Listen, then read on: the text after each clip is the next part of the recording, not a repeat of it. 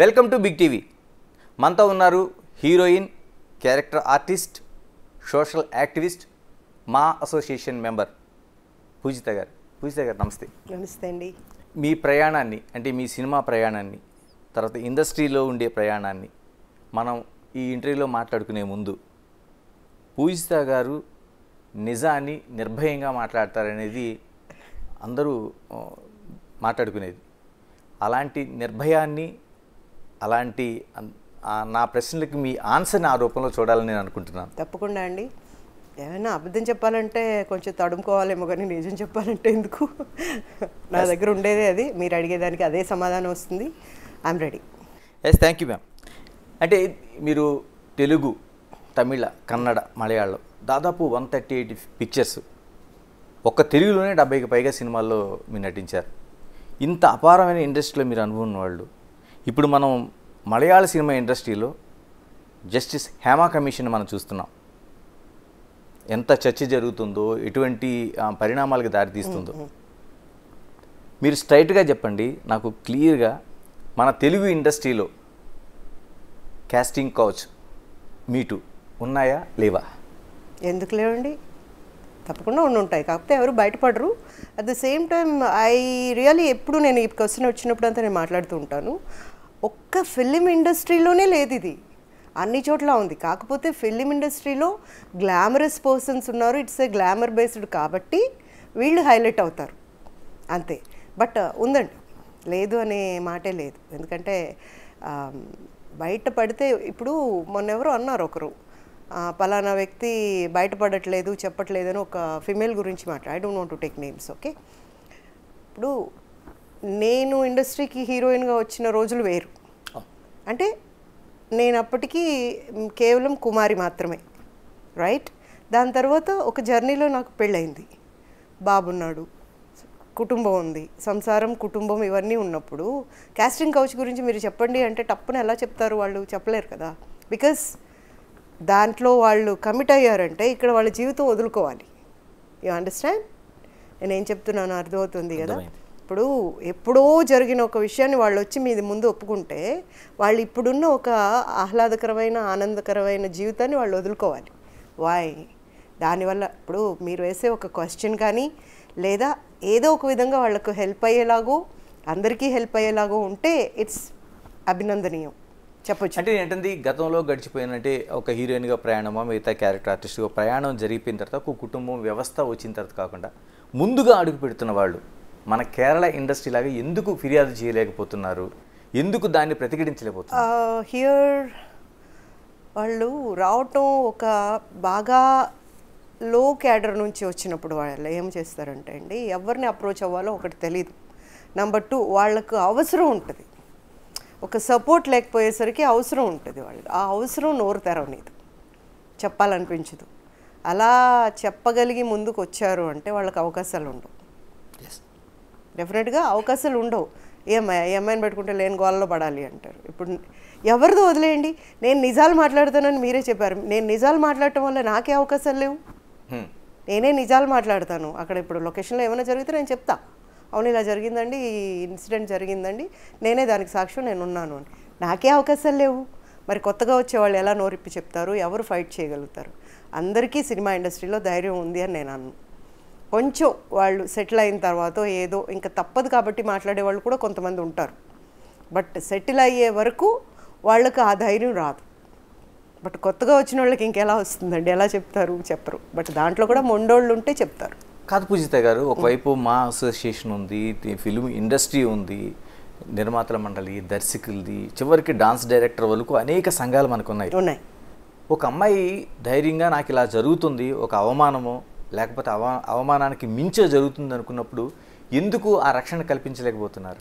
ఇప్పుడు నేను ఒక మాట చెప్తానండి. ఇంతకుముందు కూడా నేను మురళీమోహన్ గారి టైంలో నేను మా చేశాను, ఇప్పుడు ఎగ్జిక్యూటివ్ మెంబర్గా చేస్తున్నాను.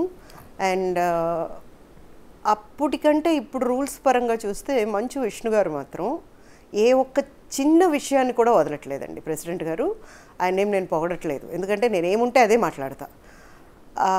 ఇప్పుడు మాలో ఎవరైనా అడుగు పెట్టారు అంటే ఇదర్ కంప్లైంట్ కానీ ఇంకోటి మనం కంప్లైంట్ చేయకపోయినా యూట్యూబ్లో కానీ అది రోల్ అయిందంటే దానికి ఇమ్మీడియట్గా రియాక్ట్ అవుతారు. It's a plus point.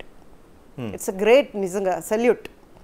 ఇట్లా జరిగింది అనగానే ఒక అమ్మాయి గురించి తప్పుగా మాట్లాడినా, బ్రహ్మానందం గారి గురించి తప్పుగా మాట్లాడినా యూట్యూబ్లో ఆయన వెంటనే వచ్చేసారు. అలా ఎలా మాట్లాడతారు, మీ మీద కేసులు పెడతాం, చూసారు కదా, కొన్ని వాటి మీద యాక్షన్ కూడా తీసుకున్నారు వాళ్ళు. సో అలా ఇప్పుడు ఎవరైనా ఏదైనా జరుగుతుంది అని మాకు వచ్చారంటే మాత్రం వాళ్ళంత అదృష్టవంతులే లేరు, వాళ్ళకి అంత న్యాయం జరుగుతుంది. నేను రాసిస్తాను ఇప్పుడు ప్రజెంట్ ఎవరికైనా నాకు ఒక ప్రాబ్లం ఉంది అని చెప్పి మాలో అడుగు పెడితే it can be solved, not postponed. Solve అవుతుంది, పోస్ట్పోన్ అవుతుంది. దట్ మచ్ ఐ కెన్ సే. ఉచిత గారి తెలుగు ఇండస్ట్రీ పాన్ ఇండియా లెవెల్కి వెళ్ళింది. అవును, మన కోసం ఒక భారతదేశమే కాదు ఆస్కార్ లెవెల్కి వెళ్ళిన ఈ ఇండస్ట్రీని మొత్తం ప్రపంచం అంతా చూస్తుంది. అవును. అంటే ఇంత పెద్ద ఇండస్ట్రీలో సారీ టు సే ఒక మాట నేను అనదలుచుకున్నాను, మంచి పాత్రలు రావాలంటే, హీరోయిన్ అవ్వాలంటే పక్క పంచుకోవాల్సిందేనా?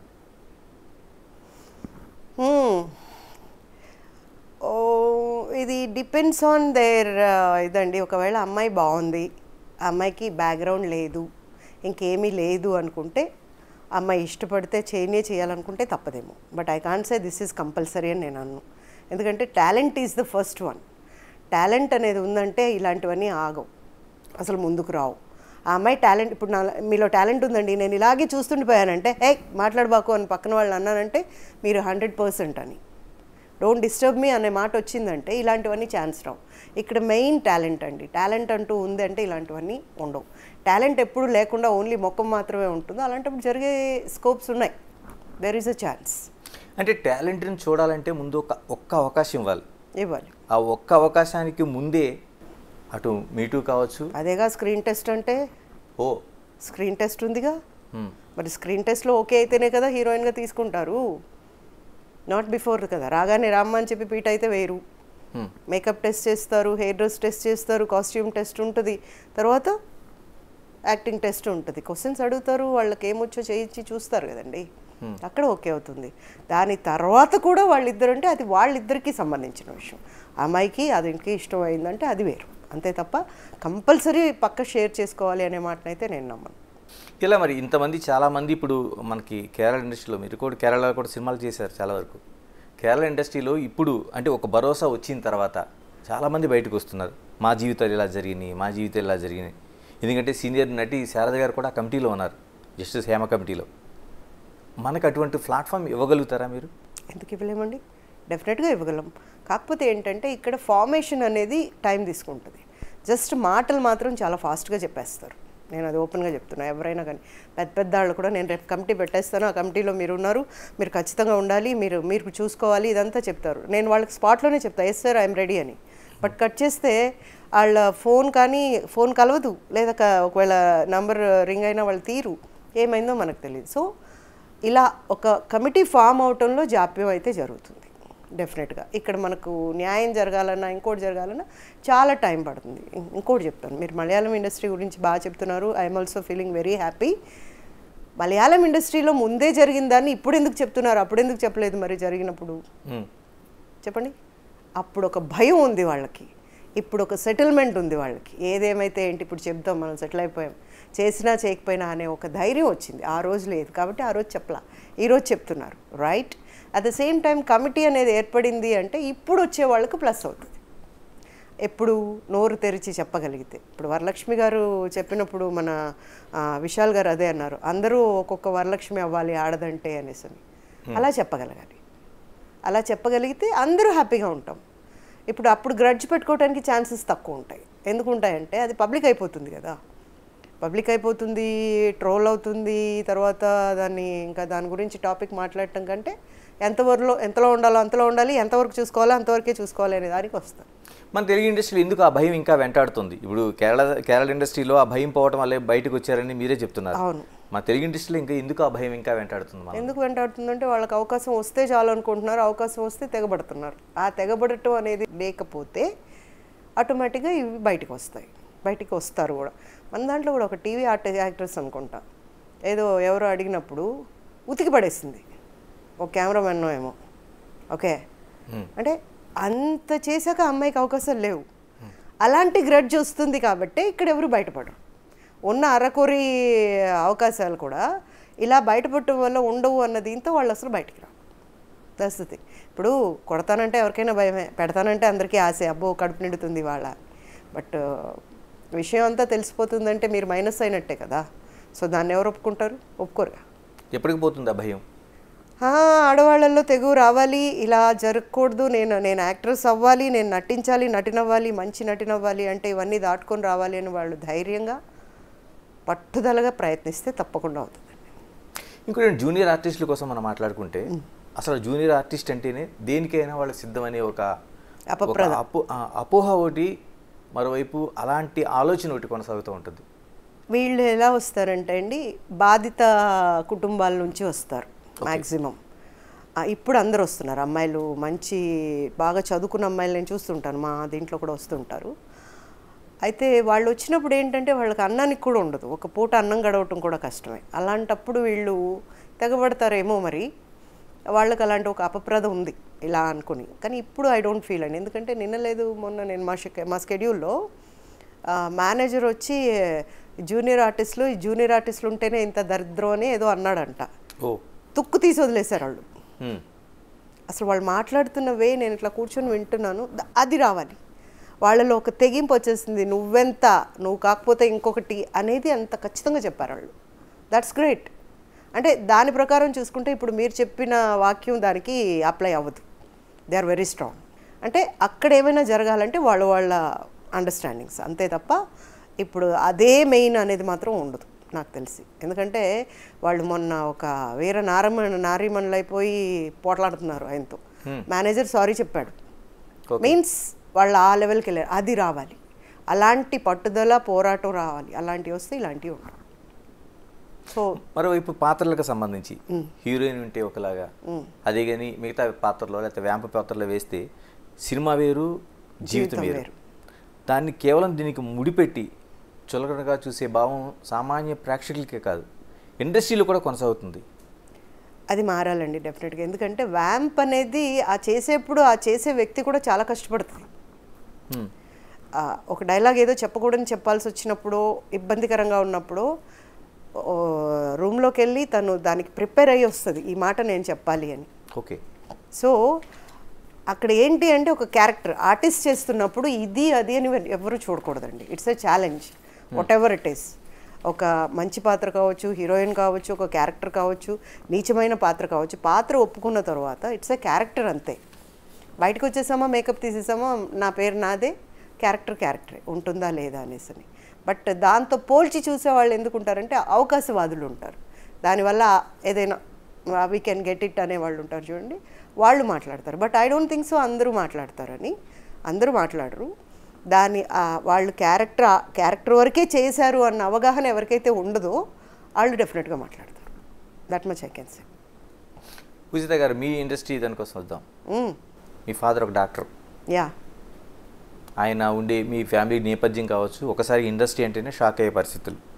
అలాంటిది మీరు ప్రవేశించినప్పుడు ఎలాంటి ఎదుర్కొన్నారు అసలు? గొప్ప మాట ఏంటంటే అండి, I'm a daughter of doctors and మొత్తం మా ఇంట్లో అంతా మెడికలే. నేను ఇండస్ట్రీకి వచ్చినప్పుడు ఓన్లీ నాకున్న క్వాలిఫికేషన్ ఏంటి అంటే ఐఎమ్ ఏ డాన్సర్. ఒక్క డ్యాన్స్ రావటం తప్ప యాక్టింగ్ అంటే తెలీదు, ఎలా చేస్తారో తెలీదు, ఏం తెలీదు, ఎవరిని అప్రోచ్ అవ్వాలో తెలీదు. అదొక పెద్ద కథ. నేను ఇండస్ట్రీకి వచ్చిందే ఒక మంచి కామెడీ కథ. మరచెం పట్టుకొని మా నాన్నమ్మతో కలిసి పారిపోయి వచ్చాను నేను. ఓకే. అలాంటిది మా నాన్నగారు వచ్చి వెనక్కి తీసుకెళ్ళి మళ్ళీ తీసుకొచ్చి, నిజం చెప్పు నువ్వు డాక్టర్ అవ్వవా, నీ మీద నాకు చాలా ఆశలు ఉన్నాయంటే, మా నాన్నగారు ప్రింట్ అండి, నాకు మీసం పెడితే మా నాన్నగారులా ఉంటా, మా నాన్నగారు మీసం తీసేస్తే నా అలా ఉంటారు. ఓకే. అయితే ఆయన ఊపిరి నేను, అమ్మా నాకు చాలా హోప్స్ ఉన్నాయి నువ్వు డాక్టర్ అవ్వాలని అన్నప్పుడు నేను చెప్పా, డాడీ నాకు ఇష్టం ఉన్న ఇండస్ట్రీ అయితే ఏదైనా కానీ దాంట్లో నేను 100% న్యాయం చేస్తా. ఇప్పుడు నాకు ఇష్టం లేని చోట నువ్వు బలవంతంగా డాక్టర్ చేస్తే నువ్వు రోజుకు 3-4 బతికిస్తావు, నేను 10 మందిని చంపుతా, రాసిస్తా కావాలంటే. ఇష్టం లేదు మరి, ఏ మంది ఇవ్వాలి అంటే ఏదో ఆలోచనలో ఇచ్చేస్తా, చచ్చిపోతే. నేను ఇచ్చిన డెఫినేషన్ మా డాడీకి బాగా నచ్చింది. Then he said okay go ahead with some restrictions, కొన్ని అభ్యంతరాలు పెట్టి ఓకే క్యారీ ఆన్ అని. తన ప్రొఫెషన్ వదిలేసి నా కూడా ఉండేవారు చెన్నైలో డాడీ. సో అలా ప్రస్థానం మొదలైంది. ఒక పార్క్లో మొత్తం ఇండస్ట్రీ మార్నింగ్ వాక్ చేసేవాళ్ళు. ఓకే. ఆ పార్క్ మా ఇంటికి దగ్గర, నేను కూడా వెళ్ళేదాన్ని మార్నింగ్ వాకింగ్కి, సైక్లింగ్కి వెళ్ళేదాన్ని అనమాట. అక్కడ ఫస్ట్ నన్ను అందరూ చూశారు, కానీ అందరికంటే ముందు తోటపల్లి మధు గారు చూశారు, రైటర్. చూసి ఆయన కోడి రామకృష్ణ గారికి చెప్పడం, ఆయన నన్ను శిలాశాస్త్రంలో తీసుకున్నారు. కాబట్టి నేనేమి స్ట్రగుల్ అయ్యాను అని చెప్పడానికి ఏం లేదు. నేను వెళ్ళి కొన్ని రోజులు పార్క్లో తిరగడమే స్ట్రగుల్ అంటే, అంతే, ఇంకేం లేదు. అందరి కళ్ళల్లో పడ్డాను. వీళ్ళు అనుకునే లోపల ఫస్ట్ నాకు ఆఫర్ ఇచ్చింది కోడి రామకృష్ణ గారు. నన్ను బొమ్మను చేసింది ఆయన, ప్రాణం పోసింది రేలంగి నరసింహరావు గారు. ఓకే, చాలా పెద్ద హిట్ ఇచ్చారు ఆయన. సో నేను వాళ్ళిద్దరికీ జన్మలకి రుణపడి ఉంటాను. ఎందుకంటే పూర్వజన్మ సుకృతం ఉంటేనే ఆర్టిస్ట్ అవుతారు. ఇది గుర్తుపెట్టుకోవాలి ఎవరైనా కూడా. పూర్వజన్మ సుకృతం, ఏదో వచ్చాం పూసుకున్నాం చేసేసాం కాదు, కాదు. మనకు పూర్వజన్మలో సుకృతం అనేది ఉంటేనే మనకి ఇక్కడ ప్రాప్తం కలుగుతుంది. అంటే మీరు స్ట్రైట్గా ఆన్సర్ చెప్తారని అడుగుతున్నాను. ఇంత జర్నీలోన అంటే 138 ఫిల్మ్స్ అంటే చిన్న విషయం కాదు, ఏ క్యారెక్టర్ అయినా కావచ్చు. అందులో తెలుగులో 70కి పైగా సినిమాలు అంటే, ఇంత ప్రయాణంలో ఎక్కడో మీరు కాస్టింగ్ కౌచ్ కానీ లేకపోతే మీటు ప్రపోజల్స్ కానీ ఎదుర్కోలేదా? ప్రపోజల్స్ ఎదుర్కొన్నాను, కానీ కాస్టింగ్ కౌచ్ ఎదుర్కోలేదు. ఎందుకు ఎదుర్కోలేదంటే నాన్నగారు ఉండేవారు. సో నా డీలింగ్స్ అనే ఆయనే చూసేవారు. అంటే డాక్టర్ జొన్నలగడ్డ గారు కూడా ఉన్నారు మీకు? ఉన్నారు. ఓకే, అంటే ఉన్నారంటే నా వెనకమాల ఏమి వచ్చేవారు కాదు. నా A to Z నేను ఏం మాట్లాడాలని ముందు నాన్నగారితో మాట్లాడుకునేవాళ్ళు. సో మా దగ్గర ఒక ఫార్ములా ఉండేది. ఏదైతే మా నాన్నగారు మాట్లాడతారో దాన్ని నాకు ఫీడ్ చేసేవాళ్ళు. పళ్ళు కానీ ఇంకేమన్నా కానీ, ఇంకా స్వీట్లు కానీ, అవి ఇవి తినాలని కానీ, లేదంటే ఏదైనా డబ్బు ఎక్స్ట్రా కానీ అడగాలి, మామూలుగా ఆర్టిస్టులు అలా చేస్తుంటారు అని అప్పట్లో వినేవాళ్ళం మేము. పళ్ళు కూడా అడుక్కుంటారు అని. ఇలాంటివన్నీ నువ్వే కొనుక్కోవాలి, ఇది ఈ డబ్బులు నీకు అందుకు ఇస్తున్నాను అని ఇచ్చేవారు మా నాన్నగారు. సో ప్రొడ్యూసర్తో కానీ ఇంకెవరితో అయినా నాకు మాట్లాడే అవకాశం వచ్చేది కాదు, అవసరం లేదు. ఎందుకంటే మిగతా డీలింగ్స్ అన్ని మా నాన్నగారే చూసుకునేవారు. సో కాస్టింగ్ కౌచ్ అనేది జరగలేదు. ప్రపోజల్స్ అయితే వచ్చాయి బాగా. అంటే అది పెళ్లి కాబట్టి పెళ్లి చేసుకుంటారు అనేది కాబట్టి మాకు ఇష్టం లేదు. పెళ్లి కోసం అనేది మాట్లాడుకోవాల్సిన అవసరం లేదు. మన ఇండస్ట్రీలో మీటూ అనేది ఎక్కడికో వెళ్ళిపోయిన పదం అది. అవును, బట్ అలాంటిది ఏమి నా లైఫ్లో జరగలేదండి, దేవుడి దయ వల్ల. ఒకవేళ జరుగుంటే మాత్రం నేను శుభ్రంగా కూర్చొని వీళ్ళు ఎలా కూర్చున్నాను ఇలాగే చెప్తా, ఎవరికి భయపడదు. మరి ఇద్దరు పెళ్ళాల ముద్దుల పోలీస్ అనే దాంట్లో ఒక సూపర్ డూపర్ సినిమాలో యాక్ట్ చేసిన తర్వాత అప్పటికి రాజేంద్ర ప్రసాద్ లాంటి వాళ్ళు ఒక రాజేంద్ర ప్రసాద్ గారు ఒక టైప్ ఆఫ్ మూడీ పర్సన్ అండి. And when he likes person heal give a Boost. Okay, ఆయనకు పద్ధతి నచ్చాలి, అంటే ఆయన అనుకున్న పద్ధతి నచ్చాలి ఆయనకి. అలా లేనప్పుడు వాళ్ళని ఆయన ఇష్టపడరు సినిమాల్లో పెట్టుకోవటానికి. సో ఇన్ దట్ వే నేను ఆయనతో గొడవ పడ్డానేమో కానీ ఇట్లాంటివి ఏమి అడగలేదు నన్ను. బట్ మేమైతే గొడవ పడ్డాం, అవి చిన్న చిత్కా. ఎందుకు ఆ తర్వాత అవకాశాలు ఎందుకు రాలేదు? ఎందుకు హీరోయిన్గా కొనసాగలేదు? ఎందుకు రాలేదు అంటే కొన్ని నాకు నచ్చలేదు, కొన్ని పద్ధతులు ఇండస్ట్రీలో ఉన్న కొన్ని పద్ధతులు నాకు నచ్చలేదు. విచ్ ఆర్ అంటే మనిషి ఇదికే ఉండాలి, ఇది చేస్తేనే అవకాశం. మీరు చెప్పారు కదా, పక్క కావాలి, పక్క ఉంటేనే అవకాశం వస్తుందా, ఇలాంటివి ఏమైనా ఆలోచన వచ్చినా అందుకే నాకు రావట్లేదేమో అన్నప్పుడు ఓకే, నేను ఒక యాక్ట్రెస్ని, నాకంటూ ఇంట్రెస్ట్ ఉండాలి, నేను చేయాలి. హాలీవుడ్ కాకపోతే బాలీవుడ్, బాలీవుడ్ కాకపోతే టాలీవుడ్, ఇట్లా ఏదో ఒక వుడ్లోకి పోయి చేస్తాం. అంటే అవకాశం రావాలంటే తప్పు చేయాల్సిన అవసరం లేదు అనేది నా పద్ధతి అండి. ఆ విషయంలోనే నేను కొంచెం బాగా రఫ్ అండ్ టఫ్. అందుకే పూజిత ఇంకా తర్వాత హీరోయిన్గా కొనసాగలేకపోయాను. Yeah, rough and tough.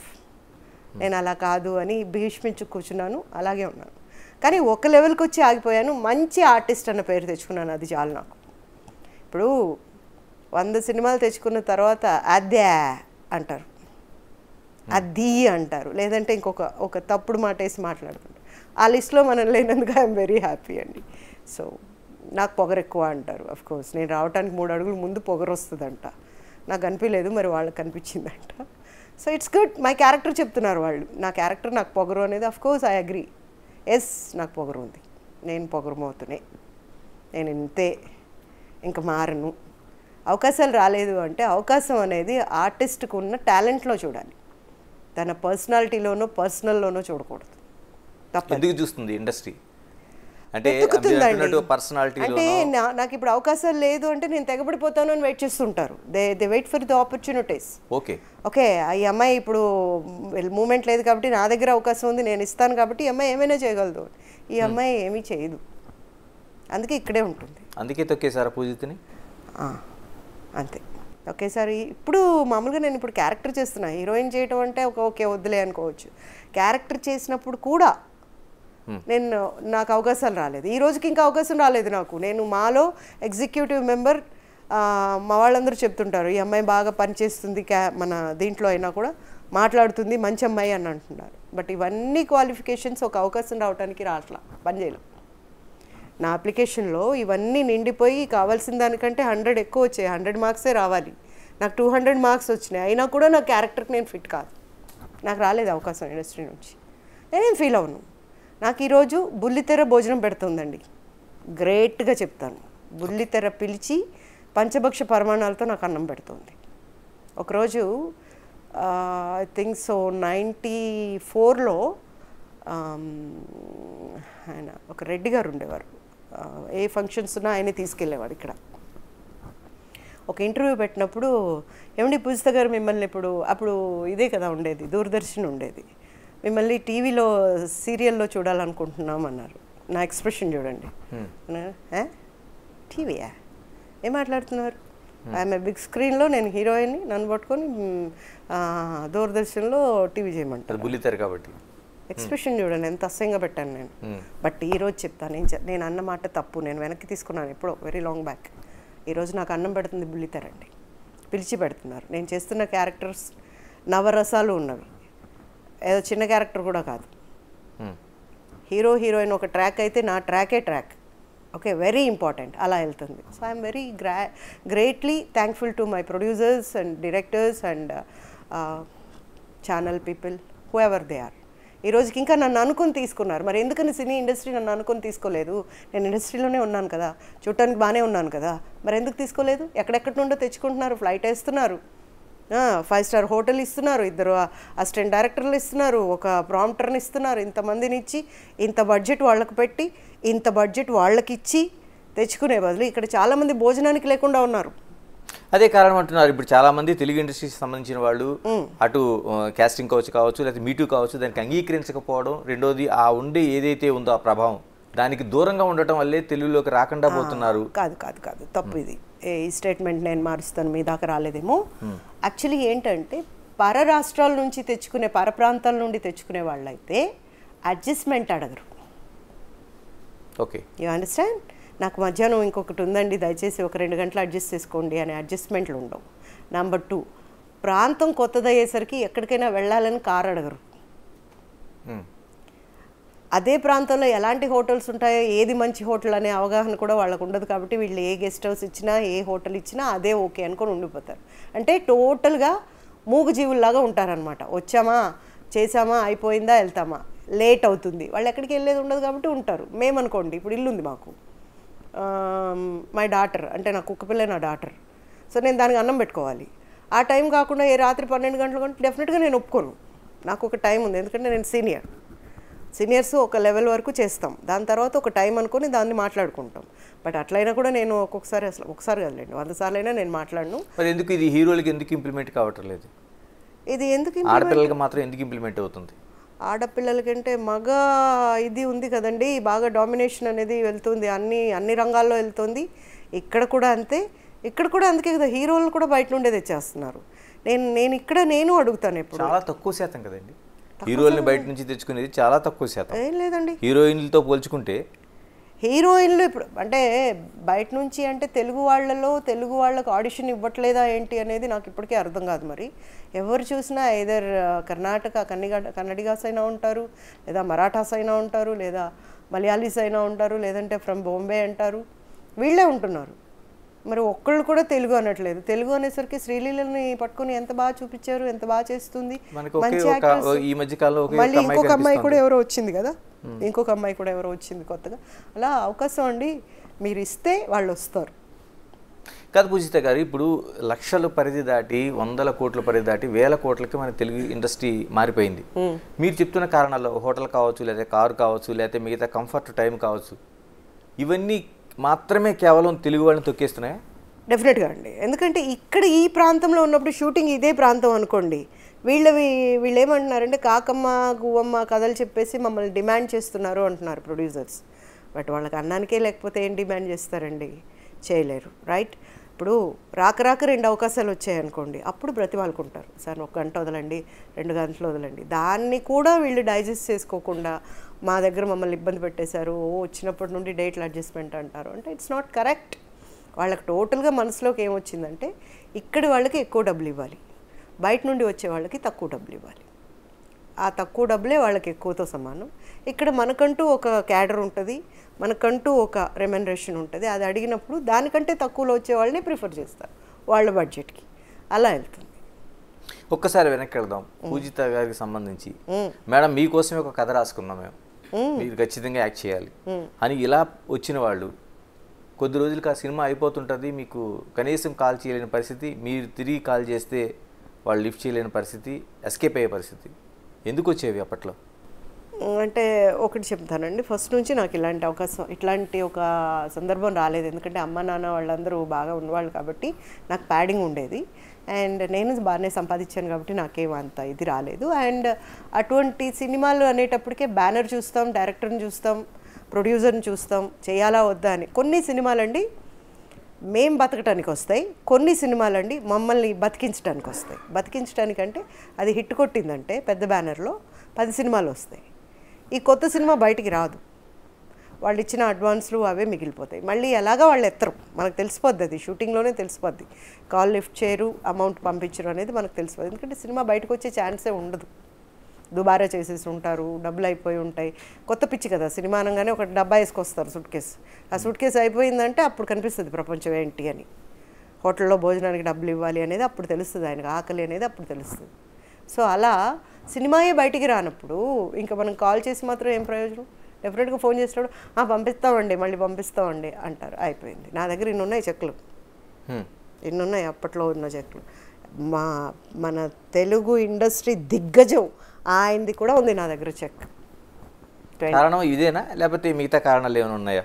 డబ్బులు ఇవ్వరండి, ఒకవేళ వాళ్ళ దగ్గర ఉన్నా కూడా డబ్బులు దులుపరు, ఇచ్చేసి వాళ్ళది క్లియర్ చేద్దాం అనేది ఉండదు, అలా పెట్టేస్తారు అంతే పెండింగ్, అదేదో గొప్ప అన్నట్టు. They don't pick the call, they don't speak to us and they will not react. Even managers also sir చెప్పాక చేస్తామమ్మా మాదేముంటుందమ్మా అంటారు. So like that it will go. నా దగ్గర ఇన్ని ఉన్నాయి చెక్లు, 4 గీసుకోవటమే. ఇంకా పూజిత గారు, మీ వాట్సాప్ స్టేటస్లో ఒక మంచి నినాదం ఉంటుంది, నథింగ్ ఈజ్ ఇంపాసిబుల్. ఎస్, ఏది అసాధ్యం కాదు. అవును. ఎందుకు మీ జీవితంలో చాలా వరకు సాధ్యం కానీ మిగిలిపోయి ఉన్నాయి? అటు పర్సనల్ లైఫ్ కావచ్చు, లేకపోతే మిగతా అంశాలు కావచ్చు, లేకపోతే హీరోయిన్గా కొనసాగడం కావచ్చు, లేకపోతే మీ ఫ్యామిలీ మ్యాటర్ కావచ్చు. ఇవన్నీ బయట నుంచి ఇంప్రెస్ చేసేవేనండి, మనసుకి తెలియాలి. నథింగ్ ఈజ్ ఇంపాసిబుల్, ఏది అసాధ్యం కాదు అంది అంటే నేను ఫైటర్, ఐఎమ్ ఏ ఫైటర్ అని, నేను ఫైట్ చేస్తూనే ఉన్నాను. ఎలా అనుకున్నారు మీరు నాకు ఏది కాలేదని? అవుతుందేమో టుమారో. మనం ఆశతో బతకాలి. రేపు అనే ఆశ ఉందంటే ఇంకొక 10 ఏళ్ళు బతుకుతాం. ఈ రోజుతో అయిపోయింది అనే నిరాశ ఉందంటే ఇంకాసేపట్లో పోతాం. So I'm a fighter. నేను దేనికి భయపడనండి, నేను ఫైట్ చేస్తూనే ఉంటాను. నా ప్రాబ్లం కాకపోయినా నేను ఫైట్ చేస్తూనే ఉంటా. నాకు రాలేదే అనేది నేను అనుకోను, ఎందుకంటే వస్తుంది, ఖచ్చితంగా వస్తుంది కాబట్టి నేను ఫైట్ చేస్తున్నాను. నా పర్సనల్ లైఫ్ అంటారా, పర్సనల్ లైఫ్ అనేది అలా జరుగుతుంది అని నేను ఎప్పుడు అనుకోలేదు. It was really mind blocking ఇదనమాట. ఎందుకంటే 7 ఏళ్ళు నన్ను ఇంట్లో కూర్చోబెట్టేసి ఇంటి తలుపు తాళం పెట్టుకొని ఇంట్లోనే ఉండేలాగా నన్ను ఇండస్ట్రీకి రానికుండా ఉంచి కూడా ఫైనల్గా నేను అలాంటి ప్లేస్ ఒకటి చూస్తాను, అతను ఇంకొకరిని పెళ్లి చేసుకోవటం, తర్వాత నేను భార్య కాదనటం, అబ్బాయి మాత్రమే అబ్బాయి అనటం, ఇదంతా వింటుంటే ఇది సినిమా కథ అయితే బాగుంటుందేమో. అసలు భార్య లేకుండా పిల్లలు ఎలా వస్తారు, ఇది అర్థం కాలేదు నాకు. సో దట్ లిటిల్ అంటే కొంచెం డిస్టర్బ్ అయ్యాను.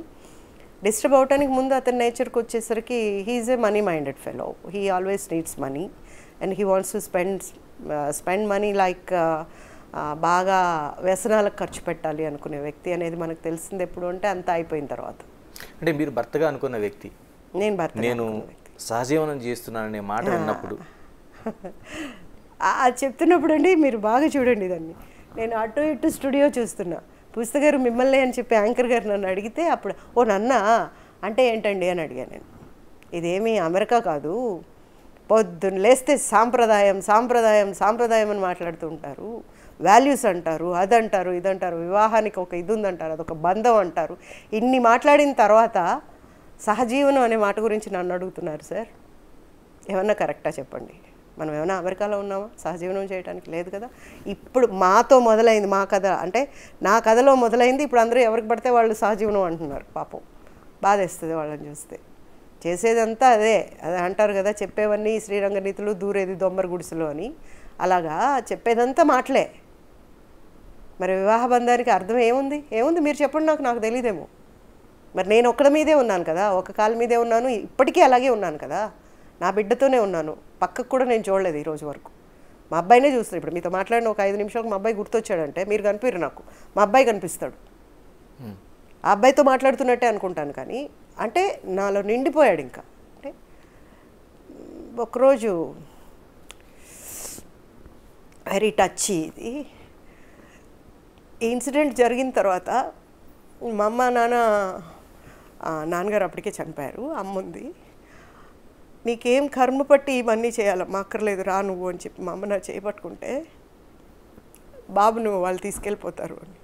ఒక చిన్న బుజ్జి ప్రాణం తలుపు పక్క నుండి ఇలా చూస్తుంది. 2 కళ్ళు మెరుస్తున్నాయి కళ్ళు. ఇలా చూసి నేను దానా అంటే పరిగెట్టుకుని వచ్చి, మమ్మీ నన్ను వదిలేసి వెళ్ళిపోతావా నువ్వు అనేసి నేను ఆ చిటికిన వేలు మా అబ్బాయి పట్టుకున్నాడు. చిటికిన వేలు ఎవరు పట్టుకుంటారు? మొగుడు పట్టుకుంటాడు. కానీ మా అబ్బాయి నా చిటికిన వేలు పట్టుకున్నాడు. ఈ రోజుకి కూడా నేను ఆ ఇన్సిడెంట్ మర్చిపోలేను. అవును, నేను అడిగి తెచ్చాను మా అబ్బాయిని భూమి మీదకి. లేదు కదా, నా కొవ్వెక్కి తెచ్చాను నేను మా బాబుని. సంతానం అనేది మన ఇష్టంతో జరిగేది. సో అలా భూమి మీదకి తెచ్చిన వాడికి న్యాయం చేయాలి. న్యాయం చేయలేకపోతే పిల్లల్ని మనం కనకూడదు. No, never. వాళ్ళకి న్యాయం చేయాలి.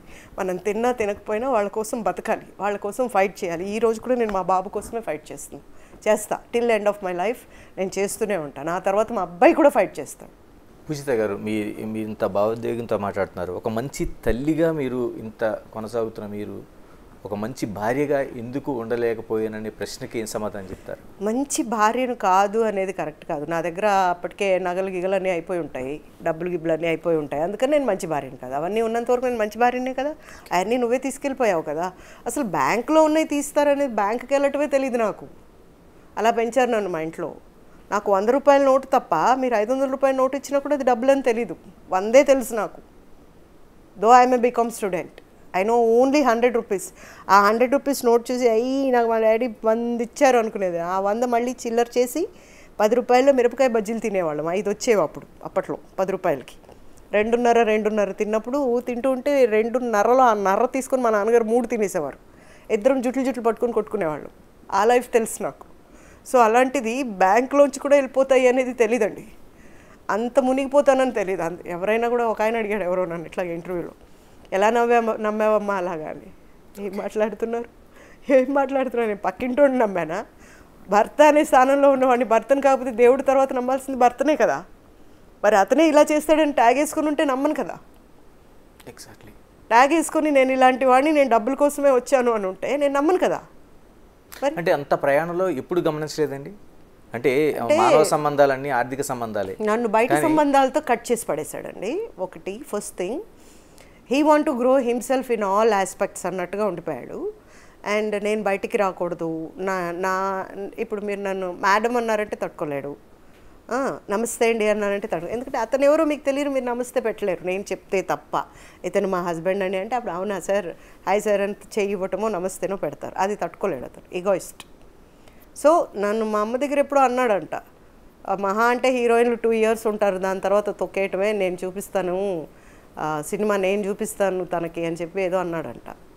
సో అవన్నీ తర్వాత నేను ఒకటే చెప్తా, అదే దీనికి అన్నిటికీ ఏం కావాలంటే ధైర్యం కావాలండి. చెప్పేవాడికి కూడా ధైర్యం ఉండాలి. అమ్మా ఇలా కాదు, నువ్వు చూస్తున్నదే నిజం కాదు అని, ఇతని క్యారెక్టర్ ఇది కాదు అని. ఇప్పుడు చెప్తున్నారు, రేపు నాకు కోర్టు ఉంది, ఇదే కేసు మీద రేపు నాకు కోర్టు ఉంది.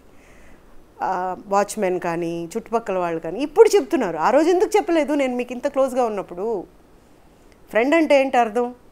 ఇంకొక ఫ్రెండ్కు మంచి జరిగేలాగా చూసేవాడు నిజమైన ఫ్రెండ్, తప్పు చేస్తుంటే ఆపేవాడు నిజమైన ఫ్రెండ్. మీరు ఎవరూ చెప్పలే నాకు. సడన్గా అన్నీ తెలుస్తున్నాయి. ఏమోనండి ఇలా పెట్టుకోవటం, ఏమోనండి నాకు తెలియదండి, అమ్మ ఇలా తిరుగుతాడంట కదా, అమ్మాయిల మధ్యలో కూర్చొని కారు వస్తుందంట, వాచ్మెన్ ఇట్లా ఎత్తుకొని వస్తాడంట ఇంటికి, నాకు తెలియదండి. కీస్ ఉంటాయి కదా, తీసుకొని వస్తారు. ఆ టైంలో 2-3 గంటలకు మామూలుగా జనాలు ఏం చేస్తారండి, నిద్రపోతారు. నేను కూడా నిద్రపోతాను కదా. ఆ టైంలో పిల్లిలాగా వచ్చి లోపల పడుకుంటే నాకేం తెలుస్తుంది? How can I know? ఆ రోజుల్లో అంగీకరించారండి మీ ప్రేమ వివాహమే కదా మీది? అవును, ప్రేమ పెద్దలు ఒప్పుకున్న వివాహమే. బట్ ఇలా అని తెలుసుంటే ఒప్పుకోకుండా ఉంటేనే బాగుండేదేమో అనిపించింది ఇవన్నీ చూసిన తర్వాత. ఒప్పుకున్న తర్వాత కూడా ఏమో అండి, నేను వాళ్ళ పేరెంట్స్ని లాగాలని కూడా అనుకోను. ఎందుకంటే పెద్దవాళ్ళు, తల్లిదండ్రులు మనకు నేర్పిందే మనలో 75% ఉంటుంది. సో మరి వాళ్ళు నేర్పింది కాదు, ఇతను బయట నేర్చుకున్నవే ఈ వ్యసనాలు కానీ, ఇలాంటి దగులుబాల్జీ పనులు కానీ, లేకపోతే చీటింగ్ అనేది కానీ ఇతను బయటే నేర్చుకుని ఉంటాడు బహుశా, నేను అలా అనుకుంటాను. ఎంతవరకు వచ్చింది విజయగోపాల్పై పోరాటం, ఏ దశలో ఉంది? ఇప్పుడు 8 ఏళ్ల తర్వాత బహుశా వాళ్ళు హైకోర్టులో ఏమైనా దులుపుతున్నారేమో. ఆ దులిపి క్లీనింగ్లో కింద పడ్డట్టుంది ఫైలు. ఇప్పుడు వచ్చింది 8 ఏళ్ల తర్వాత. ఓకే. ఒక కేసు 8 ఏళ్ల తర్వాత వచ్చిందంటే ఏముంటుందండి అందులో? పేపర్ తెరిచి చూస్తే ఫైల్లో నేను ఇచ్చిన ఎవిడెన్స్లే లేవు అందులో. No evidence is there. How can you think that I'm going to win the case? ఎలా అనుకుంటాం మనం గెలుస్తామని? ఒక ఐపీఎస్, ఒక ఐఏఎస్, ఒక డీజీపీ, ఒక ఎంపీ, 4 సపోర్ట్ ఉన్నారు అతనికి. Because he's a benami to them. Okay, so ఆబ్వియస్గా అతన్ని సపోర్ట్ చేసుకొని కాపాడుకుంటారు. ఆ కేసు నిలవాలంటే నా ఇవి ఉండాలి. నా ఫైల్ ఓపెన్ చేస్తే నేను షాక్, అసలు నవ్వుతున్నా నేను. పీపీ అడుగుతుంది, ఎందుకంటే మీరు నవ్వుతున్నారు అని. కాదండి, మీరేమో నా కేసు గురించి చెప్పండి అన్నారు కదా, నేను ఏమైనా చెప్పాలంటే అక్కడ ఏమైనా ఉంటేనా చెప్పడానికి, ఇలా చూడండి అన్నాను. వాళ్ళు ఏమనుకుంటున్నారంటే నేను ఇచ్చేసిన తర్వాత నా దగ్గర ఏమీ లేదనుకుంటున్నారు. నిజంగా నాకు అలాంటిది ఏమీ తెలియదు కోర్టు గురించి. అయినా సరే ఎందుకైనా పని ఉంటుందని జెరాక్స్లు తీయించా అప్పట్లో నేను. ఓకే. ఆ జెరాక్స్ ఏమండి, ఒక క్వశ్చన్ చెప్పండి పీపీ గారు, ఒక ఒరిజినల్ ఉంటేనే కదా జెరాక్స్ వస్తుంది అంటే, అవునమ్మా అది లేకుండా ఎలా వస్తుంది అన్నారు. అమ్మాయి అయితే చూడండి అని చెప్పి అప్పుడు ఇచ్చాను నేను. ఎవిడెన్స్ నేను ప్రొడ్యూస్ చేసింది ఇవన్నీ ఉండాలి, మరి ఏమున్నాయండి అక్కడ? ఇమ్మీడియట్గా ఆవిడ క్వశ్చన్ చేసింది పోలీస్ని. సో ఎక్కడికక్కడ వెళ్ళిపోయాయి దారులు, వాళ్ళ ఇల్లు ఎత్తుకొని వెళ్ళిపోయాయి. ఎవరెవరి ఇంటికి పోతే ఎంతెంత వస్తుంది అన్న దగ్గర ఎవిడెన్స్ అనే మాట లేకుండా పోయింది. బట్ ఇప్పుడు కూడా నేను ఫైట్ చేస్తా. కానీ మీ ఫైటింగ్లోనే ఒక విచిత్రమైన విషయం ఉందండి. అంటే ఎక్కడైనా నా భార్య కాదు అని చెప్పిన తర్వాత ఎస్ ఆయన నా భర్తే, ఇదిగో సాక్ష్యాలు, అతనితో ఉండాలనుకుంటున్నాను అంటారు. కానీ మీది రివర్స్లో, నాకు విడాకులు ఇప్పించండి, ఆయన నా భర్తే కానీ నాకు విడాకులు ఇప్పించండి. నాకు వద్దతను. ఓకే, నాకు వద్దతను. ఎంగిల్ కంచెం ఇంట్లో పెట్టుకునే అలవాటు నాకు లేదు ఒకటి.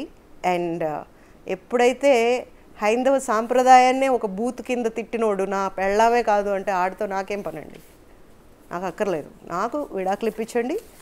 ఎదిగో నాకు ఒక కొడుకున్నాడు, మా అబ్బాయికి ఏమైనా ఏదైనా విషయంలో కనెక్షన్ ఉంది, అతని గురించి ఫైట్ చేయాలంటే మళ్ళీ ఫైట్ చేస్తా మా అబ్బాయి కోసం. Again I will fight, I will not stop. అతను హీ మస్ట్ బి పనిష్డ్. అతనికి పనిష్మెంట్ పడాలి, అదే నా కోరిక. అది మా అబ్బాయి ఒక ఫైన్ డే, మా అబ్బాయి డిసెంబర్ 24 మా అబ్బాయి బర్త్డే. ఆ రోజు ఒక జైలుకి వెళ్ళి ఖైదీలందరికీ భోజనం పెట్టాలి, ఆ ఖైదీల్లో ఇతను ఉండాలి. This is our ambition. అందరికీ చెప్తున్నా ఈ మాట, ఉండాలి. ఆ దేవుడు అనేవాడు ఉంటే ఒక పసిపిల్లాడికి న్యాయం చేయాలంటే చేయాల్సిందే.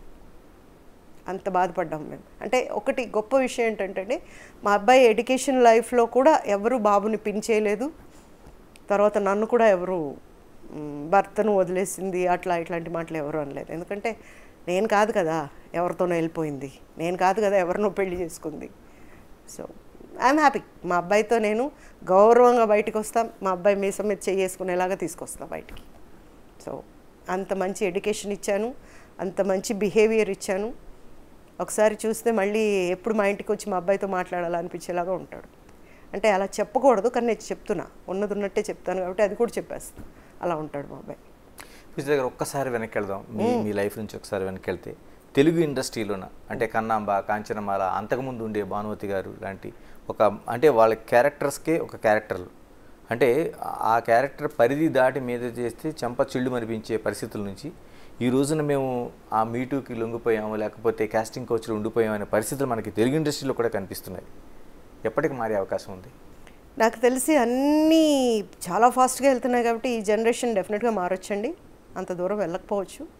సో మీరు ఏదైతే కావాలి, ఎందుకు మారరు, ఎందుకు ఓన్లీ మలయాళ కమిషన్ అనే అంటున్నారు, అలాంటివన్నీ కూడా త్వరలో ఇక్కడ ఫామ్ అవుతాయి.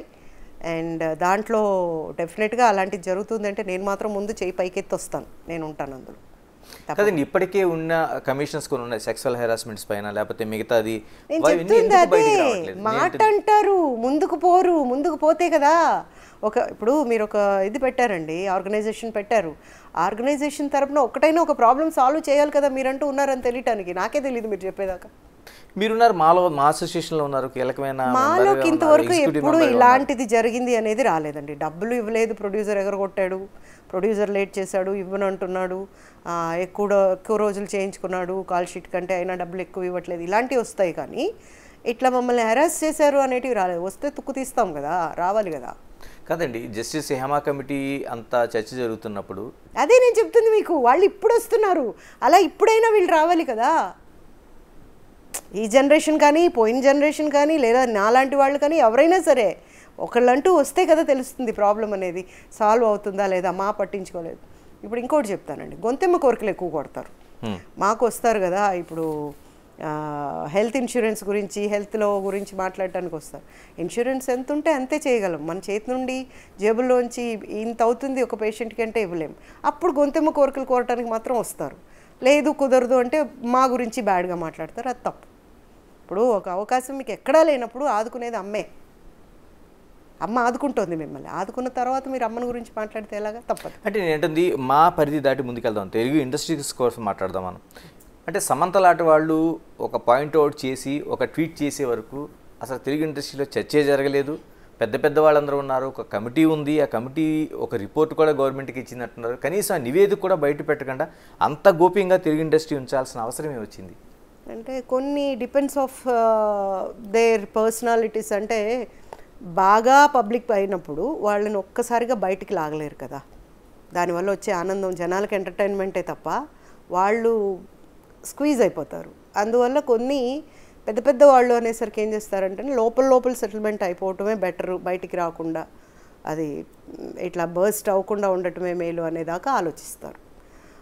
ప్రతి చోట కెలుక్కుంటా పోతే 100 వస్తాయి, అలా లేకుండా సాల్వ్ అయిపోతే మంచిది అని. ఇప్పుడు సాల్వ్ అవ్వలేదు అనుకోండి, ఆవిడ ఇంకొక ట్వీట్ పెడతారు, నాకు ఎక్కడా న్యాయం జరగలేదని. అప్పుడు దుమారం లేస్తుంది కదా ఎలాగా. సో పెద్దింటి వాళ్ళు ఇద్దరు కలిసి కూర్చొని మాట్లాడుకోవటము, లేకపోతే ఒక ఇన్సిడెంట్ జరిగినప్పుడు దాన్ని బయటికే రానివ్వకూడదు. ఇంకోటి కూడా ఉంటుందండి, నాణ్యానికి 2 తలలు ఉంటాయి, 2 వైపులు ఉంటాయి. మనం ఒకవైపే చూసి మాట్లాడకూడదు, ఇటువైపు కూడా చూడాలి కదా. అటువైపు ఏముందో అది చూసేదాకా కూడా నోరిప్పరు ఒక్కొక్కసారి. సో 2 వైపులా తెలిసిన తర్వాత మాట్లాడతారు ఆబ్వియస్గా. ఇలా డిస్క్రిమినేషన్ కోసం మాట్లాడుకుందాం. లింగ వివక్ష అంటే ఇప్పటికే మనకి చూస్తుంటాం, హీరోకి ఒక రేటు ఉంటే హీరోయిన్కి ఒక రేటు, పోనీ ఓకే. మరి మిగతా వాళ్ళకి ఇచ్చే సౌకర్యాలు కావచ్చు, లేకపోతే కింది వరకు వెళ్తున్న అమ్మాయిల పరిస్థితి అంటే చివరికి వాళ్ళకి అవుట్డోర్లోన కనీసం సౌకర్యాలు కూడా ఇవ్వలేని పరిస్థితి ఒకటి కొనసాగుతుంది. ఈ మేల్ డామినేషన్ ఉన్నంత వరకు ఇంతేనండి. ఇప్పుడు ఆ అమ్మాయి ఖచ్చితంగా నాకు ఇది కావాలని చెప్పి అడిగింది అనుకోండి, నెక్స్ట్ షెడ్యూల్కి ఉంటుందో ఉండదో. You understand, you got my point. Next షెడ్యూల్కి ఉంటుందో ఉండదో. ఏముంది, 2 రోజులు షూట్ చేసి తీసి పడేస్తారు. ఆ ఉన్న అవకాశం కూడా పోగొట్టుకోవటమే కదా. అందుకని కష్టాలు పడి వస్తారు. ఇప్పుడు సమంతకు అలా చేయలేరుగా, ఇంకా హీరోకైనా తక్కువ ఇవ్వగలరేమో, సమంతకు అలా చేయలేరుగా. ఓకే, ఈ అమ్మాయికి రష్మికకు అలా చేయలేరు డెఫినెట్గా. సో మరి ఒక్కొక్కరికి వాళ్ళ రేంజ్ వచ్చే వరకు ఆగాలి. రేంజ్ వచ్చిన తర్వాత ఆటోమేటిక్గా అన్నీ వస్తాయి. అంతవరకు అవకాశం అనేది అయితే డెఫినెట్గా ముఖ్యమే కదా వాళ్ళకి. అంటే ఇప్పుడు మా కావచ్చు, లేదా తెలుగు ఇండస్ట్రీ కావచ్చు, లేకపోతే పూజిత గారిలాగా ఏదైనా నేనున్నాను అని ఒక భరోసా ఇచ్చేవాళ్ళు లాంటి వాళ్ళు కావచ్చు, వాళ్ళకి ఏమైనా అన్యాయం జరిగిందని అమ్మాయిలు వస్తే ఈ రోజున తెలుగు ఇండస్ట్రీ నుంచి నిలబడడానికి సిద్ధంగా ఉన్నారా? డెఫినెట్గా ఉన్నారు సార్. మొత్తం టీం ముందుకు వస్తారు, వెనక్కి తగ్గేదేలే. అంటే గతం నుంచి ఏమైనా మార్పులు వచ్చినాయి? ఎందుకంటే మనం శ్రీరెడ్డి లాంటి ఘటనలు చూసాము మొన్న. ఐ థింక్ సో ఏదో ఒక ఆర్టిస్ట్కి ఆ ప్రాబ్లం వచ్చినప్పుడు మొత్తం స్పందించి చేసాం, దాన్ని సాల్వ్ చేసాం. ఒకటి బయటికి వద్దు, పేర్లు వద్దు, ఒక హిందీ యాక్టర్స్ అమ్మాయి అలా ఒక చిన్న ఇన్సిడెంట్ చెప్పంగానే వెంటనే రియాక్ట్ అయిపోయి చేయాల్సిన పని చేసి. అదే చెప్తున్నా నేను, ఒకళ్ళంటూ వచ్చి నాకు ఇది ప్రాబ్లం అని చెప్తే కదా మాకైనా తెలిసేది. అంటే ఆ రోజున ఎందుకండి శ్రీరెడ్డికి అంత బహిరంగంగా వచ్చినా సరే ఎందుకు చేయలేకపోయింది ఇండస్ట్రీ?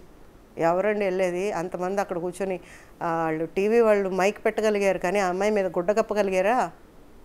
కప్పారు. తర్వాత అది కప్పుకోని అని చెప్పి ఎంత గొడవ చేశారు ఆవిడ? అవునా కదా, ఆవిడ తెగించేశారు ఇంకప్పటికి. ఇప్పుడు అవకాశాలు రావాలి అంటే అండి, ముందు మీకు ఇక్కడ ఉండాలి, దీన్ని నమ్ముకోవాలి. ముందు ఇక్కడ రాసి పెట్టుందనుకోండి, ఎవ్వరు మనల్ని ఏమీ చేయలేరు, వస్తాయి. ఇక్కడ ఎంతవరకు రాసిందో ఎవరికీ తెలియదు. ఇప్పుడు ఆవిడ చేసింది అవకాశాలు రాలేదనే కదా. అలాంటి పని చేయటం కరెక్ట్ కాదు. అవకాశం కోసం వెళ్ళి రోజు అడుగు. ఇప్పుడు ఇలా బెదిరించడం కంటే రోజు పోయి విసిగించు. కొన్ని సినిమాల్లో పెడుతూ ఉంటారు, నాకు ఉద్యోగం కావాలంటే హీరో వెళ్ళి ఒక అతన్ని ఇబ్బంది పెట్టడం, అప్పుడు ఉద్యోగం అంటే ఫైనల్ ఇది అంటే నథింగ్ ఈజ్ ఇంపాసిబుల్ అనేలాగా చెయ్యి, you will get it. But that's not the way. ఎందుకంటే ఇప్పుడు మార్పు వచ్చిందండి అమ్మాయిలు, అలాగ ముందుకు వచ్చి కంప్లైంట్ చేయడం కానీ ధైర్యంగా ఎదిరించడం కానీ చేస్తున్నారా? ఇప్పుడు నేను టీవీ చేస్తున్నానని చెప్పాను కదండి, మా టీవీలో ఉన్న ఆర్టిస్టులే వాళ్ళ మాటలు వింటూ ఉంటాను నేను. ఎంత ఇదిగా మాట్లాడుతూ ఉంటారంటే కింద పడేసి ఉతికి పడేస్తాను అన్న లెవెల్లో మాట్లాడుతున్నాను. అంటే ధైర్యం ఉంది కాబట్టి. అలాగే పోనీ అప్పుడు మాట్లాడి వాళ్ళు వచ్చినప్పుడు ఏమన్నా మాట్లాడరేమో అంటానికి కూడా లేదు, వాళ్ళని కూడా అలాగే వేసుకుంటున్నారు వాళ్ళు ఒక రౌండ్. ఓ తీసినట్టు మాట్లాడుతున్నాం. ఇట్స్ వెరీ గుడ్ అండి, గుడ్ సైన్. ఇలా ఉండాలి డెఫినెట్గా. వాళ్ళకి కావాల్సింది ఏంటి అనేది వాళ్ళు పోరాడి తీసుకోవాలి అనుకుంటున్నారు. It's good sign. వెల్కమ్. ఇలా మీరు చిన్న బుల్లితెర కోసం మాట్లాడారు. బుల్లితెరలో ఈ మీటూ కావచ్చు, కాస్టింగ్ కావచ్చు కొనసాగుతున్నాయా? ఉన్నాయి అని ఖచ్చితంగా చెప్పను, లేవు అని కూడా ఖచ్చితంగా చెప్పను. ఉండొచ్చు, లేకపోయి ఉండొచ్చు. నాకు తెలిసి అది ఉండదు అనే అనుకుంటున్నాను. ఎందుకు ఉండదు అంటే వాళ్ళకి ఈ ప్రాంతం వద్దు, బయట ప్రాంతం. ఇప్పుడు వాళ్ళకి కావాల్సింది లడ్డు. తిరుపతి లడ్డు కంటే గొప్ప లడ్డు అది, బయట ప్రాంతం నుండి వచ్చేవాళ్ళు. అంటే వాళ్ళని తెచ్చుకుంటే చాలు అన్న దీంట్లో అలాంటివి అక్కడ జరిపించి తెస్తున్నారని అయితే అనుకోను నేను. ప్రజెంట్ వాళ్ళకు ఇది వచ్చేసి ఉంటుంది కదా, ఆర్డర్ వచ్చేసి ఉంటుంది, పైలట్స్ తీయాలి. ఆ టైంలో ఇంక ఇవన్నీ పెట్టుకుంటే ఆర్టిస్టులే దొరకరు. సో అలాంటప్పుడు ఒకళ్ళని తీసుకొచ్చి స్క్రీన్ టెస్ట్లు ఈ టెస్ట్లు అన్నీ చేసిన తర్వాత ఓకే చేస్తున్నారు. I don't think so this is happening there. But జరుగుతున్నాయంటే జరుగుతుండొచ్చు కదండి. ఒక వాదన, నేను వితండ వాదనే అంటాను, వాళ్ళకి ఇష్టం కాబట్టి వచ్చి చేసుకున్న వాళ్ళని మేము ఏమీ చెప్పలేము, మేమేమి అనలేము, దాన్ని మీటూగా అనలేము, కాస్టింగ్ కౌచ్ అనలేము అని చెప్తున్న మాటలు. నేనేమంటానంటే ఏ ఆడపిల్ల అయినా ఆ అవకాశాల కోసం నీ పక్కలో పడుకుంటారని ఇష్టపూర్వకంగా వచ్చే అమ్మాయి ఉంటుందండి ఎవరైనా? నాకు తెలిసి అలా ఉండరు. వాళ్ళ ఇంట్లో ఏ కష్టం ఉందో, వాళ్ళకి ఏ కష్టం ఉందో దానికోసం అయితే ఏమైనా చేస్తారేమో. కానీ ఏ ఆడపిల్ల కూడా నాకు కోట్లు ఇస్తానంటే కూడా రెడీ అని చెప్పి వెళ్ళి పడుకోవటానికి అయితే మాత్రం ఇష్టపడదు. దిస్ ఐ కెన్ సే, బల్లగుద్ది కూడా చెప్పగలను నేను. అది ఇంకా ఎటువంటి సిచ్యుయేషన్లో ఆ బిడ్డ అలా చేయగలుగుతుందో తెలియదు కానీ, బట్ అలా అయితే ఏ ఆడది చేయదండి. ఆన్ బట్ పొజిషన్ అనేది కానీ వాళ్ళకి చెక్ ఉంటే, నెక్ మీద చెక్ పెట్టుంటే అప్పుడు ఏమైనా చేస్తారేమో, అంతవరకే. కానీ ఇప్పట్లో అయితే నాకు తెలిసి అలా చేస్తూనే రావాలి అనే వాళ్ళు లేరండి. ఇప్పుడు బాగా టాలెంటెడ్ చూసారు కదా ఆర్టిస్టులు, అబ్బాయిలు కానీ అమ్మాయిలు కానీ వెరీ టాలెంటెడ్. ఒకవేళ టాలెంట్ కాకపోయినా ఈ బెంగళూరు వాళ్ళు అనేసరికి ఎర్రతోలు వేసుకొస్తున్నారు కాబట్టి ఆ తోలు కావాలని దానిని పట్టుకొచ్చేస్తున్నారు. సో వచ్చాక నేర్పుకుంటున్నారు, వస్తుందో రాదో అది దేవుడికి ఎరక. That's the thing. I have seen that. మీరు ఒక సీనియర్ యాక్టర్స్, మరోవైపు స్వచ్ఛంద సంస్థ ఇలాంటివన్నీ నడుపుతున్నారు. ఎవరైనా అమ్మాయి నేను బాధపడుతున్నానని ధైర్యంగా వస్తే ఒక ప్లాట్ఫామ్ ఇవ్వగలుగుతారా? డెఫినెట్గా ఇస్తాం, డెఫినెట్గా ఇస్తాను. నేను బిగ్ ముఖంగా చెప్పండి, ధైర్యంగా రండి మా దగ్గరికి అనేది, అటు మా నుంచి ఇటువంటి సపోర్ట్ ఉంటుంది. అమ్మా నేను ఎప్పుడూ అందరికీ చెప్తుంటాను, అందరికీ నమస్కారం, నేను పూజితని. ఎవరికి ఏ ప్రాబ్లం వచ్చినా ఎప్పుడైనా సరే నేను ఆడపిల్లని అనే మాట మానేసి నేను ఆడపులిని అనుకొని రండి అందరూ, తప్పకుండా మీకు న్యాయం జరుగుతుంది. మీ పక్కన నేను ఉంచుంటాను, మీ ముందు కూడా నేనే ఉంచుంటాను, భయపడాల్సిన పనే లేదు. అందరూ ఆడపిల్లలంటే ఎలా ఉండాలి, ఇలా ఉండాలి అనుకొని రావాలి. అలా రండి అందరూ, అందరికీ డెఫినెట్గా నేను చెయ్యి అందిస్తాను. చెయ్యి ఇచ్చి పారిపోయే రకం కాదు నేను, మీ అందరికీ తెలుసు. మీ బాధని ఎలా పోగొట్టాలి, బాధని ఎలా అనునయించాలి, ఇవన్నీ నాకు తెలుసు. కాబట్టి దయచేసి ఎవరికి ఏ ప్రాబ్లం వచ్చినా నోరు తెరవండి. నోరు మూసుకున్నారంటే తొక్కేస్తారు. నోరు తెరవండి, భయపడతారు. నేను ఎప్పుడు చెప్తా, బాగా ముందుకు పరిగెత్తండి, పరిగెత్తండి, పరిగెత్తండి. వెనకాల వస్తూ ఉంటారు జనాలు, ముందుకెళ్ళి యూటర్న్ తీసుకోండి. మీరు పరిగెడితే వాళ్ళు పరిగెట్టాలి, అలా పరిగెట్టించండి. అది అమ్మాయిల పవర్, అలా చూపించండి అనే చెప్తాను నేను. దయచేసి ఎవ్వరూ అలా మీ ప్రాబ్లమ్ని ఇలా పెట్టేసుకొని ఒక మూమెంట్ వచ్చి చనిపోయేదాకా మాత్రం వెళ్ళొద్దు. ఆడది ఆదిశక్తి, మనకున్నంత శక్తి ఎవ్వరికీ లేదు. దయచేసి మీరు అందరూ బయటికి రండి, నేనున్నాను మీకు తోడు. చాలా. పూజిత గారు, చివరిగా చెప్పండి, కేరళలో జస్టిస్ హేమ కమిటీ లాంటిది మన తెలుగు ఇండస్ట్రీలో రావాల్సిన అవసరం ఉందా లేదా? డెఫినెట్గా ఉందండి, ఎందుకు లేదు? ప్రతి చోట ఉంది, ఇక్కడ మాత్రమే కాదు, అన్ని చోట్ల పెట్టాలి. ఇప్పటికే తమిళ ఇండస్ట్రీ ఆ డిమాండ్ చేస్తుంది. మన వాళ్ళు కూడా, అంటే మేము కూడా తొందరలోనే, ఇప్పుడు మాకు ఈసీ మీటింగ్ పెట్టారంటే దీన్ని బలంగా మాట్లాడి, మేము మాట్లాడేంత ఛాన్స్ అయితే ఇవ్వరండి ప్రెసిడెంట్ గారు. ఇలాంటి వాటిల్లో ఆయన ముందే ఆలోచించి నిర్ణయం తీసేసుకున్నారు విష్ణు గారు. వాళ్ళు ఏవేవో మాట్లాడుతుంటారు, అవన్నీ నాకు అనవసరం. కానీ నేను చూసింది, ఎందుకంటే నేను నిజం చెప్తానని మీకు తెలుసు కాబట్టి చెప్తున్నా, ఇలాంటి వాటికి ఛాన్స్ ఇవ్వరు. ఆయన వెంటనే వేసేస్తారు కమిటీ. వేసేసి ఆ కమిటీలో ఎవరు కొట్టేవాళ్ళు తిట్టేవాళ్ళు, అంటే ఇప్పుడు కళ్యాణి, కరాటే కళ్యాణి అంటాం, ఆ అమ్మాయి కూడా గట్టిగా మాట్లాడుతుంది అని, అలా గట్టిగా మాట్లాడే వాళ్ళు పెట్టేస్తారు. ఇంకా మీరు చూసుకోండి ఒక ఊపని. ఆ చూసుకోవాలంటే ఎవరైనా రావాలి మన దగ్గర. మరి ఎందుకని అంటే నా డ్రగ్స్ విషయంలో మాట్లాడలేదు, తర్వాత ఇప్పుడు రేవు పార్టీల విషయంలో ఎటువంటి పెదవి మెదపలేదు, ఎందుకు మెదపలేదండి? మెదిపాము. కాకపోతే ఏంటంటే unless you don't get the certificate of police confirmation ఇచ్చేదాకా మనం నోరు ఇప్పకూడదు, ఎక్కడ మనం నోరు జారకూడదు. ముందే మాకు ప్రెసిడెంట్ గారు చెప్పారు, ఎవ్వరూ నోరు తెరవద్దు, అక్కడి నుంచి వచ్చిన తర్వాత ఇంటర్వ్యూస్కి వెళ్ళండి అని చెప్పారు ఆయన. ఇప్పుడు మనకు అవునా కాదా అనేది తెలియనప్పుడు ఎవరో ఒక థర్డ్ పార్టీ చెప్పినప్పుడు దాన్ని బేస్ చేసుకొని గబుక్కు నేను నోరు జారనుకోండి, హేమ తెలుసు కదా, హేమకు భయపడి కాదు నేను అంటుంది, అనవసరంగా మనకు తెలియకుండా తెలియని మాటను ఒక వ్యక్తికి అనకూడదు. అఫ్కోర్స్ ఆమె కష్టంలో ఉండుండొచ్చు, కానీ తెలియని మాట మాట్లాడకూడదు. సో ఇప్పటికీ వెయిట్ చేస్తుంది ఏంటంటే ఆ సర్టిఫికేట్ రావాలంట, అది వచ్చిన తర్వాత ఏమవుతుంది అంటే దాని ప్రకారం. ఇప్పుడు నాట్ ఓన్లీ హేమ విషయంలో మాట్లాడలేదు, చాలా వరకు అంటే మా అంటేనే అమ్మ చెడు చేసినా మంచి చేసినా బయటికి చెప్పినా చెప్పకపోయినా ఇంటర్నల్గా మందలిస్తుంది, సరి చేస్తుంది. అలాంటి ప్రయత్నం మాలా జరుగుతుంది? డెఫినెట్గా జరుగుతుంది సార్, డెఫినెట్గా జరుగుతుంది.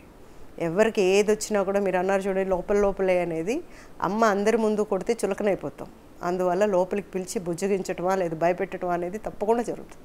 థ్యాంక్ యూ పూజిత గారు, థ్యాంక్ యూ వెరీ మచ్. ఇది అంటే టోటల్గా ఏ ఇండస్ట్రీ అయినా కావచ్చు, ఒక సినీ పరిశ్రమే కాదు, అనేక పరిశ్రమలో ఆడవాళ్ళ పట్ల వివక్షత కొనసాగడమే కాదు, మీటూ కావచ్చు, క్యాస్టింగ్ కావచ్చు, అవి బయటకు వచ్చినప్పుడు మాత్రమే బహిరంగం అవుతున్నాయి, లేనప్పుడు కొనసాగిపోతున్నాయి. అది ఇష్టపూర్వకంగా కాదు, కష్టమైన కొనసాగుతున్నాయి. కానీ ఇలాంటి వాటిపైన ఇప్పుడు కేరళలో వచ్చిన జస్టిస్ హేమ కమిటీ లాంటిది ఖచ్చితంగా అనేక ఇండస్ట్రీస్తో పాటు తెలుగు పరిశ్రమలో కూడా, చిత్ర పరిశ్రమలో రావాల్సిన అవసరం ఉందనేది పూజిత గారు స్పష్టమైన అభిప్రాయం. Signing off, keep watching, this is Ganesh. For more videos like this, subscribe Big TV channel.